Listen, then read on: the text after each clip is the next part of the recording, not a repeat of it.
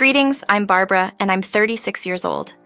Coming from a pretty small family, being part of a big celebration like this was totally new to me when I married Grack. The atmosphere was lively, filled with music, laughter, and lots of chatter from Grack's big family. It was my first time being in such a huge gathering. Unlike me, Grack had a really large family.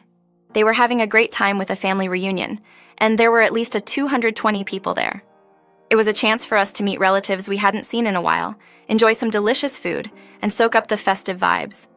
But things took an unexpected turn for me that night, turning what should have been a happy occasion into a bit of a nightmare. Despite the initial hope for happiness and celebration, the atmosphere turned sour when I encountered my disagreeable and disrespectful mother-in-law. She seemed determined to belittle and mock me, driven by the mistaken belief that I couldn't have children. Little did she realize, her assumptions were completely off the mark. Disclosing the truth wasn't something I could do in that moment. You see, my journey to becoming a mother had been anything but easy. A path filled with medical appointments, emotional ups and downs, and shattered expectations. What made it even more difficult was having Karen, who should have been a pillar of support, continually teasing and ridiculing my perceived inability to conceive.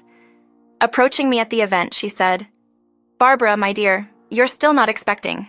Maybe you should speed up the process. Time is running out. Oh, you're infertile. What a shame. I truly wish my son had married someone capable of having a baby." Her words took me by surprise. How could someone be so boldly impolite and hurtful? I felt my face flush, completely shocked by the astonishing disclosure I had just heard. There was no choice but to seek clarification, leading me to ask her to repeat herself. "Excuse me, could you please say that again? The loud music might be drowning out your words. Just give me a moment." Adding to the discomfort of my situation, this woman exceeded the usual social boundaries. Amidst this grand gathering, Karen made her way to the DJ and got his approval to take over the microphone. Suddenly, everyone's gaze shifted to her, and a deep sense of unease enveloped me as I anticipated the upcoming developments. "Can I have everyone's attention, please?" All eyes turned to her, and a sinking feeling settled in as I braced myself for the forthcoming revelation. Some of you may know Barbara, Grack's wife. I hadn't planned to take this route initially, but I view it as a valuable chance to learn, not just for her but for all of us here. After all, we're like one big family, right? Sensing the ominous tones, my husband Grack, somewhere in the distance, started making his way toward the DJ booth. He was well aware of his mother's tendencies, knowing she wasn't about to say anything positive about me. Unfortunately, he was too far away to step in promptly. "Shift your attention to Barbara and you'll see she isn't expecting a baby. It's genuinely surprising, considering her 8-year marriage to Grack, but it's not her fault. I presume she's dealing with fertility challenges. Mom, that's enough." Despite Grack's strong objection, his unassisted voice struggled against the powerful microphone his mother controlled. Undeterred, she persisted. "Grack, don't worry. This is a chance for personal development. Barbara, I understand that confronting the truth can be tough, but it's essential. The fact is, you're grappling with infertility, and it's affecting everyone's time here. We're not getting any younger, and I'm excited about having grandchildren. Maybe it's time for both of you to look into alternatives like surrogacy or even think about a different direction, such as divorce. There you go, it's all laid out." My face now rivaled the hue of the tomato dishes surrounding us, with numerous eyes fixed on me. "Barbara, I'm not jesting. It's essential to genuinely address this infertility issue. Ignoring it is selfish and embarrassing. I've made my desire for grandchildren clear." Fortunately, Grack intervened, finally reaching her side and putting an end to the ordeal. I found myself completely motionless, as if trapped in an icy grip. It seemed as if a myriad of gazes, maybe 250 pairs, were locked onto me at the same time. All I longed for was the earth to unfold beneath me and swallow me whole. The feeling of shame was all-encompassing. Despite Grack's intervention, the harm proved irreparable. Some looked at me with scorn, while others conveyed empathy. Yet a substantial portion appeared to partake in my embarrassment, experiencing it vicariously. Being someone who recoils from pity, this proved to be the most unsettling emotion to confront. I was seized by a deep feeling of powerlessness. Typically vocal, I discovered myself incapable of expressing myself in the midst of this observant audience. The DJ tried to salvage the festivities and downplay the uncomfortable incident, but the damage was already inflicted.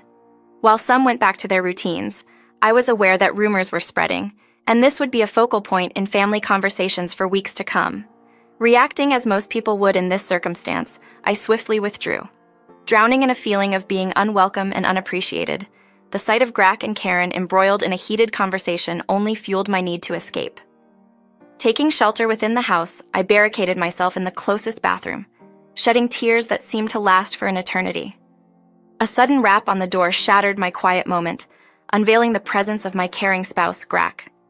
His response to my watery-eyed, puffy-cheeked state caught me off guard. "After today, I'm cutting ties with that woman," he asserted vehemently.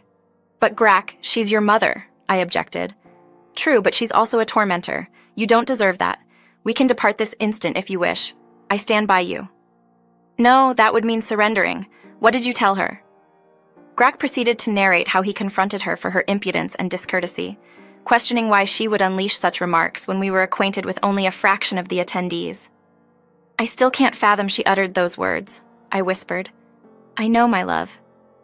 I let her control you for too long, and I'm sorry it got this bad."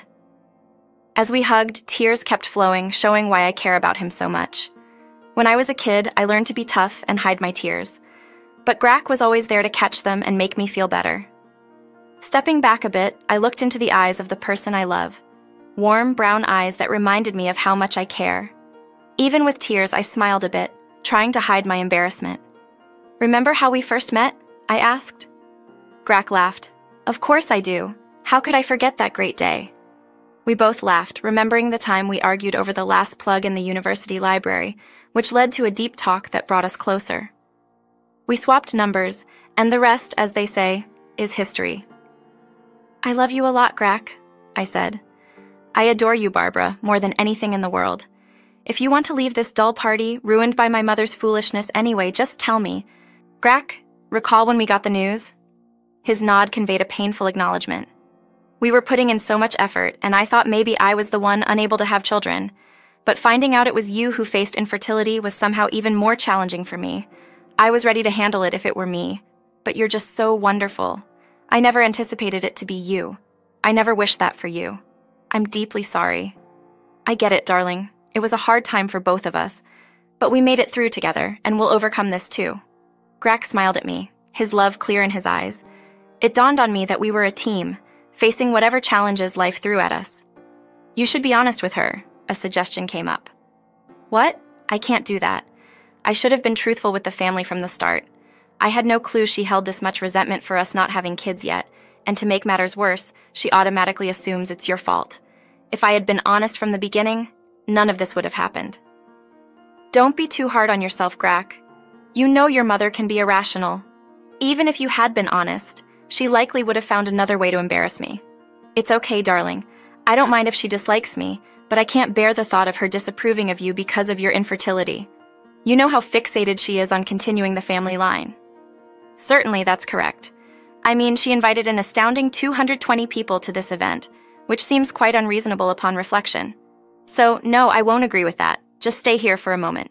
Before I could inquire about his destination, he loosened his hold on me and exited the bathroom.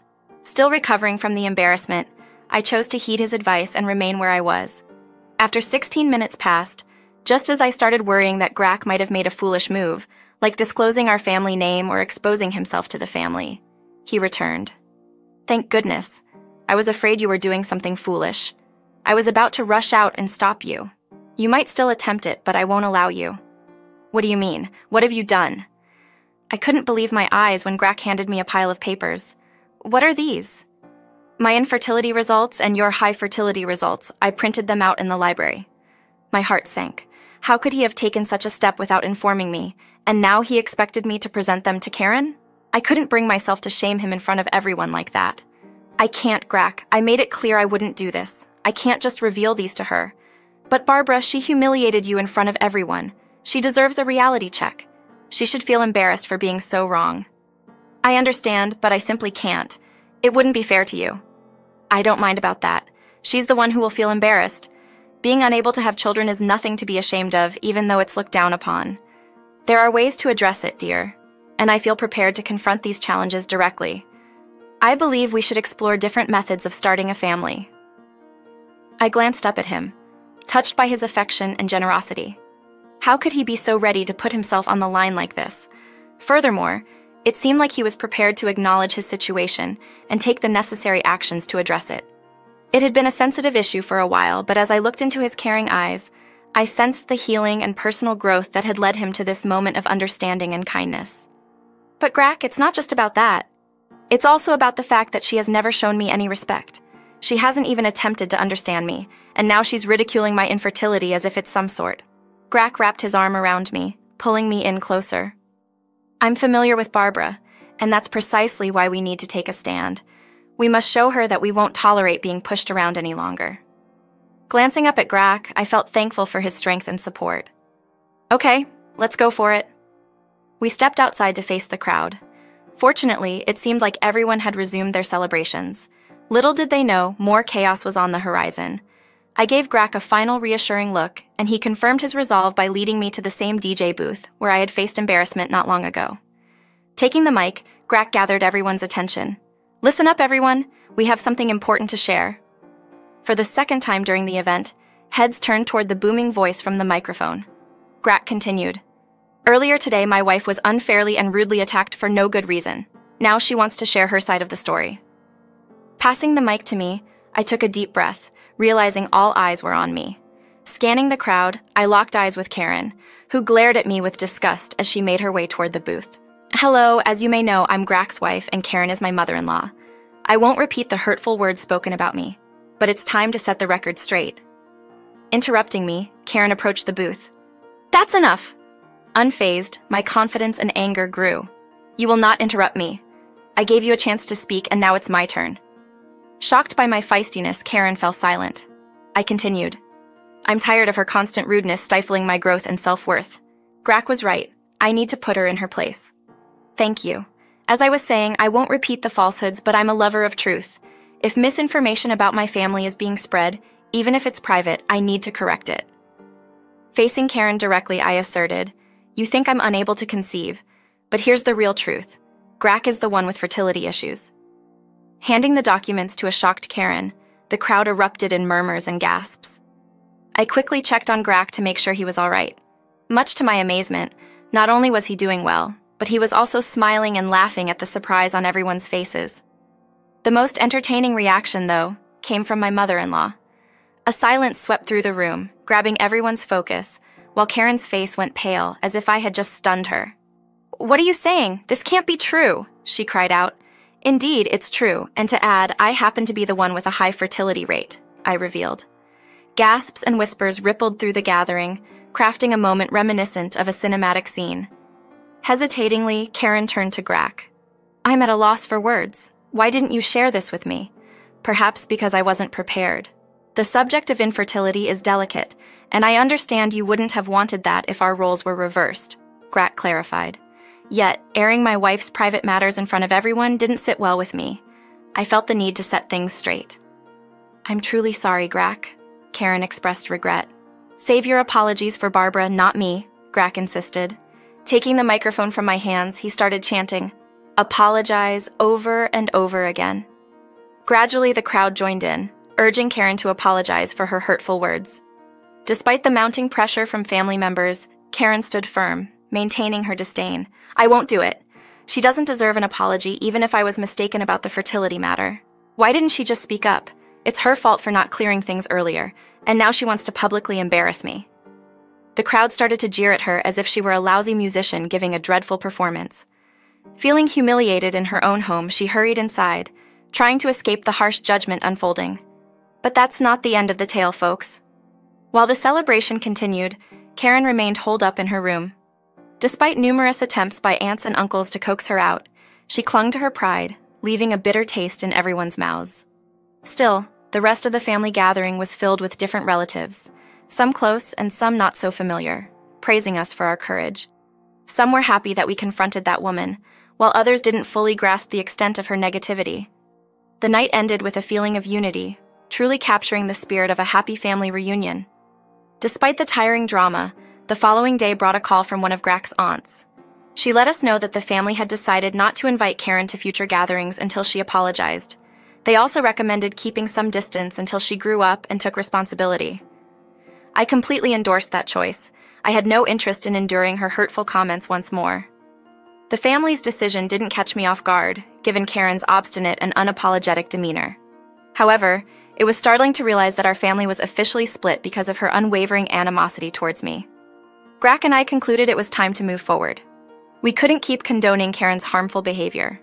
Safeguarding our mental well-being was crucial, especially as we aspired to establish our own family. Without any regrets or reservations, we bid Karen farewell. Through an email, we conveyed our sentiments, and Grack left her a voice message, expressing his desire for her presence in our new life, but with a firm stance against toxicity. As expected, she never replied, and until now, we've had no word from her. Evidently, her pride mattered more to her than the potential for a connection with future grandchildren. Goodbye to toxic relationships, as they say. We didn't want that negativity in our lives, and honestly, we were better off without her. Yet somewhere deep down, I couldn't shake a bit of sadness, particularly for Grack. After all, Karen is still his mother. I had envisioned a close bond in the future, but it seemed improbable. I'm unaware of Karen's current situation, and frankly, I'm not interested. What I do acknowledge is that I'll always remember that day, and I won't let anyone undermine my self-worth again.